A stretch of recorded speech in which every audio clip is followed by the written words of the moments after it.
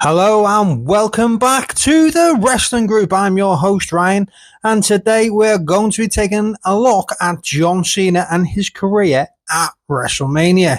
We're going to be ranking every Wrestlemania match of John Cena's career. Now, obviously, John Cena is one of the hottest talking points in wrestling right now, as he just recently turned heel at the Elimination Chamber pay-per-view. He turned on Cody Rhodes and he looks to main event WWE's biggest pay-per-view one last time before he retires at the end of the year. He's given himself every opportunity to pick up a record-breaking 17th WWE World Championship. So he thought it was the right time to take a look back at every WrestleMania match of John Cena's legendary career and rank them from worst to best. As always, feel free to leave your rankings in the comment section below, and don't forget to hit that subscribe button whilst you do. So John Cena has actually wrestled in 16 WrestleManias, and most have been near the top of the card, especially in the prime of his years. But which of these is the greatest John Cena WrestleMania match? Well, hang on and we will get there by the end of this video. So we'll start at number 16 and the worst John Cena WrestleMania match in history, and make our way down to the best. So in at number 16 is John Cena versus The Undertaker at WrestleMania 34. There should be no arguments here, as this was a terrible booking decision by Vince McMahon that even left The Undertaker unhappy. After pretty much doing everything in WWE, John Cena decided he wanted to face The Undertaker at WrestleMania, a feat that fans consider just under competing for one of the top two titles. The match was never officially booked or advertised, as The Undertaker failed to return to WWE in the build-up to WrestleMania to give his answer to Cena. So Cena starts the night as a fan in the crowd, and when we do finally get The Undertaker's graces with his presence, John Cena was then unprepared, and that left us with Taker squashing Cena in under 3 minutes, leaving everyone baffled as to why the match even went ahead. Number 15. John Cena vs Austin Theory for the United States Championship at WrestleMania 39, Night 1. After many comparisons from fans between the two, Austin Theory wanted to face John Cena at WrestleMania to prove he could beat the legend. He put his US title on the line to entice Cena to take the match. This was Cena's first Mania match in 5 years, with most of the WWE fanbase behind him, with the opportunity to win his 6th US title of his career. The match opened the pay-per-view but failed to live up to the hype, as the two superstars just didn't seem to gel in the ring. The match went just over 11 minutes, with Theory needing to use a low blow to get the biggest win of his career. The atmosphere seemed to be sucked out of the building afterwards, something you don't want to happen at the start of the biggest pay-per-view of the year. Following this victory, WWE then failed to push on with Austin Theory, resulting in fans once again questioning what the reason was for even booking the match if they weren't going to capitalise on it. Number 14. John Cena and Nikki Bella versus The Miz and Maurice at WrestleMania 33. I wouldn't be surprised if most of you have forgotten that this match even happened at WrestleMania. This is the only tag team match that John Cena competed in at WrestleMania, as he teamed with his then girlfriend Nikki Bella to take on his longtime rival The Miz and his wife Maurice. The build to this match had the odd funny moments, but most of it was just cheesy, as we've seen Miz and Maurice dress up as Cena and Nikki. The match itself was instantly forgettable, but the moment after it was not, although I'm sure both Cena and Nikki wish it was. After winning the match, Cena would get down on one knee and propose to Nikki. They would split up a year later. Yikes. Number 13. John Cena versus The Fiend Bray Wyatt Firefly Funhouse match, WrestleMania 36, Night 2. The reason this match comes in so high up is because there was barely any actual wrestling that happened during this match, if in fact you can call it a match and not just a segment. This was during the height of the pandemic, and WWE had decided instead of this being an actual match, it was in fact going to be cinematic. Full of flashbacks and odd fantasy clips like John Cena in the NWO attire, this is proof for me that not all cinematic matches in fact work, and definitely should not have happened at WrestleMania. Number 12. John Cena vs The Big Show for the United States Championship at WrestleMania 20. Now this was John Cena's first WrestleMania match. He had started his feud with Big Show after Show had legit injured him whilst eliminating him from the Royal Rumble match. John Cena was the underdog challenger to the gigantic champion, as he was able to pull off a shocking victory to earn his first championship in the WWE. The match was mostly forgettable apart from seeing Cena hoist Big Show up onto his shoulders for an FU. But Show kicked out, leading to Cena using his brass knuckles to get the job done, even though he was a face at the time. Number 11. John Cena vs The Miz for the WWE Championship at WrestleMania 27. John Cena won the 2011 Elimination Chamber to earn his chance to compete in his 7th consecutive World Championship match at WrestleMania. The title at the time was held by The Miz in his first reign as champion. The fans had not taken to The Miz as a top guy back then and were undoubtedly all pushing for Cena to pick up the victory. The end of this match left a sour taste in fans' mouths. The Miz had actually had the best match in his WWE career at the pay-per-view, but it was in fact The Rock that would leave fans unhappy at the end of the night, as he would come down and deliver a rock bottom to Cena, leaving The Miz to pick up the victory in his only WrestleMania main event. Number 10. John Cena vs JBL for the WWE Championship at WrestleMania 21. A year on from winning his first title at WrestleMania, in his first WrestleMania, John Cena was looking to go for 2 for 2 as he challenged the top heel then in the company, JBL, for his first WWE Championship. Having become fed up of JBL's heel tactics leading him to victories over the likes of Eddie Guerrero, The Undertaker, and The Big Show, the fans were 100% behind the rising star that was John Cena. It was largely a forgettable match, but at least it gave Cena his first WWE Championship as he started his push towards being the top guy in the company. Number 9.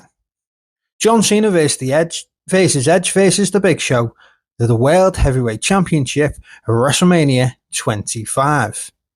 Arguably, John Cena's biggest rivalry in WWE was his 1 versus Edge, and the fact that these two never faced in a one-on-one match at WrestleMania is wild to me.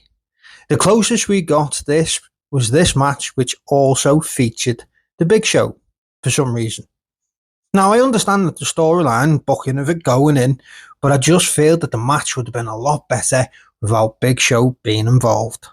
Although we did get that moment where Cena lifted both Big Show and Edge up on his shoulders for the FU. It also meant that Edge could lose his title without being pinned, as Cena pinned the Big Show.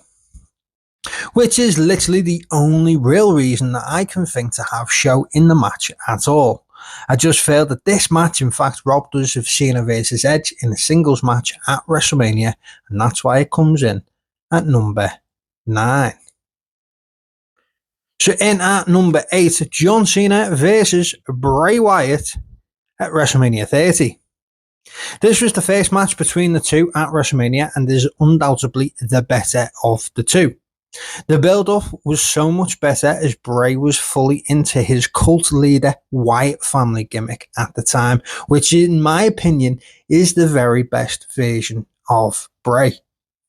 The match was definitely better as we actually got a match in this one, and Wyatt had begun to establish himself as a main eventer in the WWE, with fans actually getting behind him and his unique character. He faced off against Cena at Mania, with a lot of fans expecting Wyatt to get the win and push on for a WWE Championship. This was not to be though, as Cena picked up the victory just after the 20-minute mark. Overall though, it was a solid match and it comes in at number 8. So in at number 7, we have John Cena versus Rusev for the United States Championship at WrestleMania 31.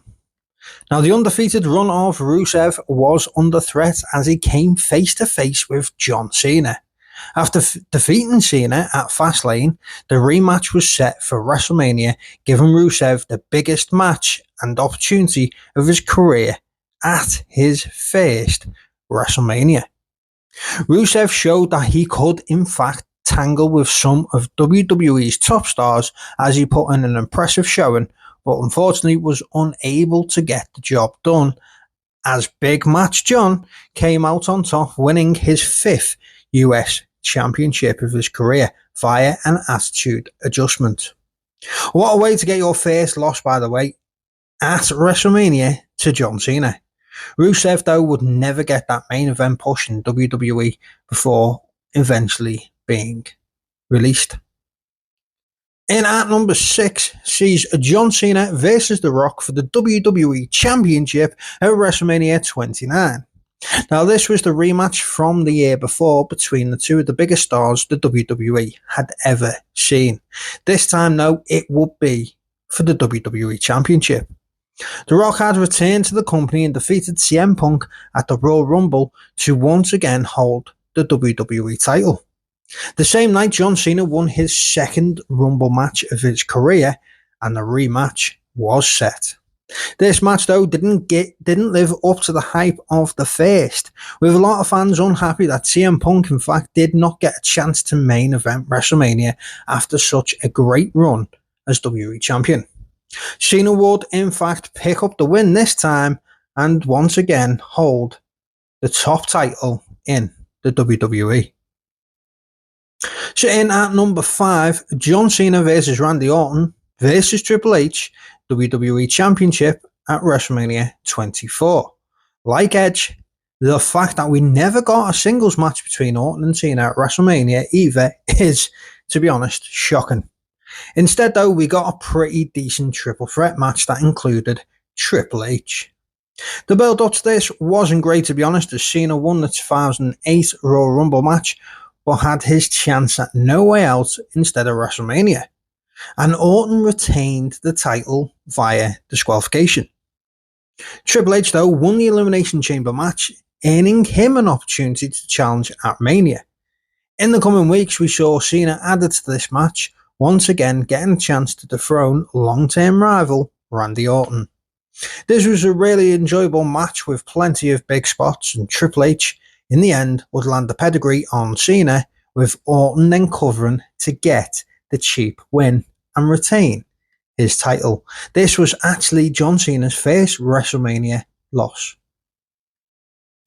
So in at number 4, John Cena versus Batista for the WWE Championship, WrestleMania 26. So both Cena and Batista's first runs in the main event of WWE came at the same time. As Cena won his first WWE Championship at WrestleMania 21, Batista won his first World Heavyweight Championship against Triple H on the same night. Cena then became the face of SmackDown as Batista became the face of Raw until the 2005 WWE Draft, which saw both champions switch brands. Cena and Batista briefly faced off in 2008, but it was cut short as Cena got injured. When they then faced at WrestleMania for Batista's WWE Championship, this was seen as, by many, as a dream WrestleMania matchup, and they weren't disappointed.